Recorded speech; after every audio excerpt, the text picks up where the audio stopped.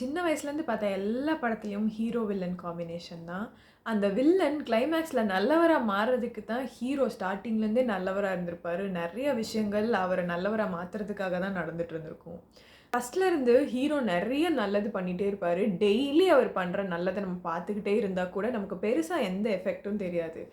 But கிளைமேக்ஸ்ல villain தன்ன பத்தி ரியலைஸ் பண்ணி அவர் நல்லவரா மாறும்போது, we felt so heart touching. இல்ல நல்லது பண்ணிக்கிட்டே இருந்த ஹீரோவ பார்க்குறப்ப நமக்கு பெருசா எந்த இம்பேக்ட்டும் இல்ல. பட் இத்தன நாளா வில்லனா இருந்துட்டு ஒருத்தன் நல்லவனா மாறும்போது, நமக்கு அவ்ளோ இன்ஸ்பைரிங்கா இருக்கு. ஸோ, இன்னைக்கு உங்க லைஃப்ல நீங்க பெஸ்ட் வெர்ஷனா மாற நெனைக்கிறீங்கன்னா, உங்க பெஸ்ட் வெர்ஷனா இருக்கிற பெர்சனாலிட்டி கிட்ட என்னலாம் இல்லையோ, அது என்னலாம் இன்னைக்கு உங்ககிட்ட இருக்கோ, அதெல்லாம் விட்டுருங்க.